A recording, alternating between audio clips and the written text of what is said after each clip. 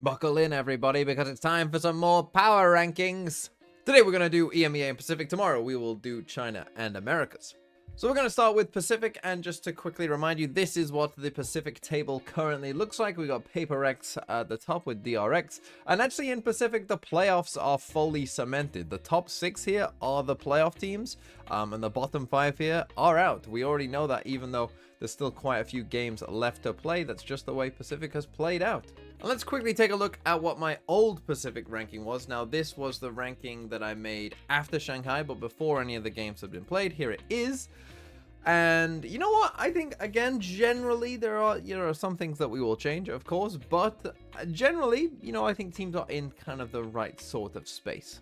So let's do this power ranking then, and we'll start at the bottom here of Pacific. And I don't need to move anything because there are 11 teams. There's only 10 slots, so 11th ends up off the list.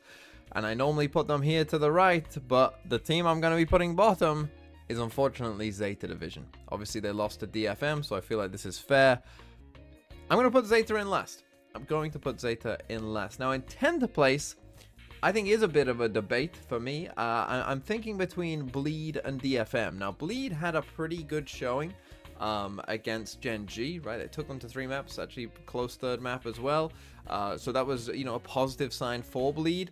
DFM did beat Zeta Division, so they won a game, so you might feel a bit positive about DFM. They then, kind of got destroyed by PaperX, so it's kind of like, whatever. I think I'm actually going to go DFM in 10th, and I am going to put Bleed in 9th. Sorry, Japan. It's a very, very sad look for Japan right now. Then an 8th spot, I think, is pretty easy. This one kind of has to be Global Esports. And then I kind of have to put T1 as the next team as well, as, these are the 5 teams that have not made the playoffs and can't make the playoffs. And, yeah, T1 are the best of those teams, I think, and the most competitive, but they will not be going to champs. And now we have the top 6, and this is where, you can start to throw up some different rankings, and I'm sure people will probably differ quite a bit in terms of what they do next.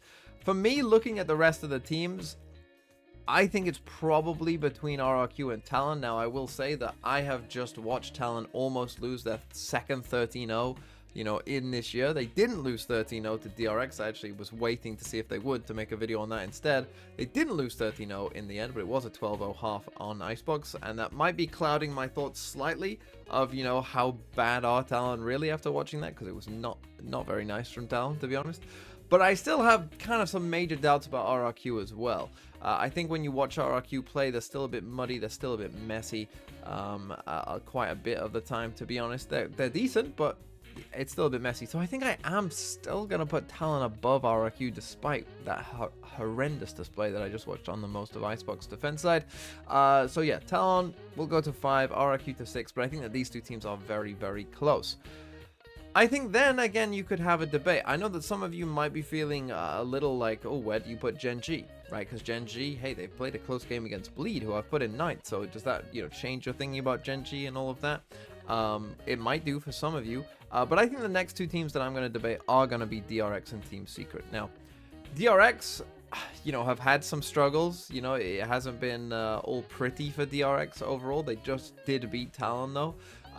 And I think they looked decent enough. I still think they've got, pretty good players. And I think, particularly when like Foxy9 and Flashback are having, decent games, they can be pretty good. For Team Secret, they were the team that I heavily underrated, coming into this split. That was because they made roster changes, and obviously we didn't know how good those players were going to be. And it turns out that Wild Oreo is really, really good. So, to me, Team Secret are kind of a big riser in all of this, because now I think Team Secret, you've got like 3 really, really good players, right? Last year, Envy was really good.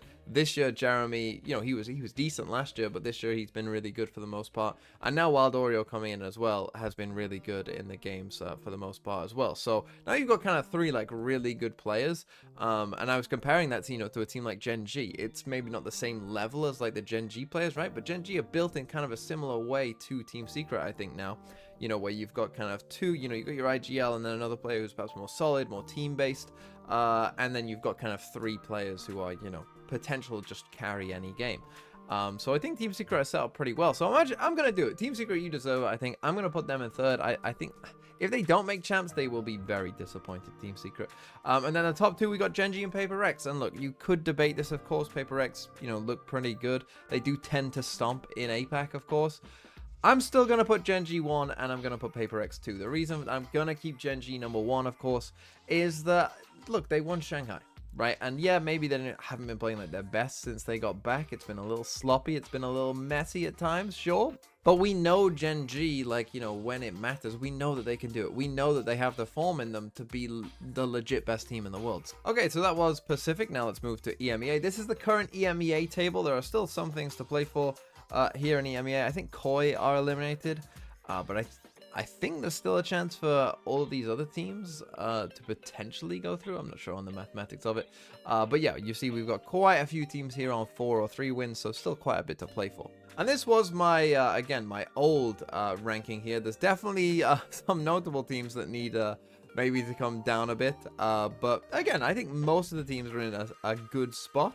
Or, you know, around the right spot, but there's definitely going to be some movement here. Okay, so let's dive into it then. And starting again from the bottom, and from the bottom, really, it has to be Koi. I mean, they're the one team that can't really make playoffs. They just lost 2-0 to Gentle Mates. It has to be Koi, I think. They're at the bottom.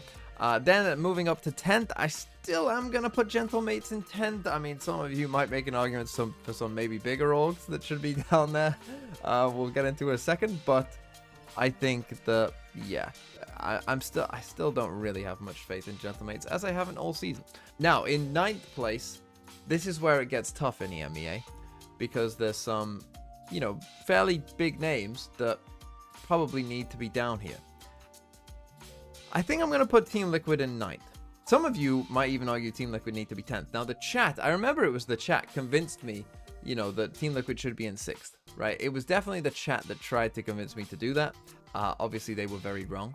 And I made a whole video, you know, kind of blaming Team Liquid and their Ascent comp and whatever, and how it ever really had any chance to win. And yeah, I'm going to put them in 9th. Now, the team, of course, that we're all wondering about is, where do I put Na'Vi? Because now I think you could make an argument that Na'Vi should be in, like, around this spot, maybe even lower, but around this kind of area. I think they're in there with teams like Giants, BBL, Vitality. I think this is probably my next 4. Maybe even Calming Core as well, honestly. In some order, these 5 teams. I think it's tough. Giants just beat Na'Vi 2-0, but Giants have then made a roster change, which I understand because, you know, they're somewhat out of it anyway.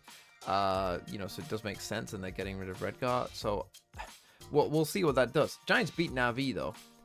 And I think I am going to stick Na'Vi in 8th, because it's not going very well right now for them. They're not very good. And so I'm going to put Na'Vi in 8th. I know that's a shock, but they deserve it. Okay, and then ordering these teams, again, isn't easy. Giants have just made a change, so it's difficult to really rate them too much, because we don't know if that change will be good or not. So I'll put them in 7th for now. And then again, I think these teams are pretty close overall. And, you know, this is where, you know, we're getting into, like, who makes the playoffs type territory probably with these teams, and, you know, maybe even makes champs, who knows, for one of these teams. I still think BBL a little inconsistent, so I'll put BBL 6, I think, and I think I will go Vitality 5 and Calming Call 4. I don't feel great about putting Calming Call 4, because it does feel like there is a tier gap here, and so yeah, I don't feel great about that, but it is what it is. Then I'm going to put Foot in 3rd. I think that's pretty clear. And now I think you can actually make this debate between Team Heretics and Fnatic. Or can you make this debate between Team Heretics and Fnatic? Because I think Team Heretics are the best team in the world right now. And Fnatic, who are much, much improved, it must be said. You know, they look kind of revitalized on the new meta and stuff, and they look good. But I think Team Heretics are arguably the best team in the world right now.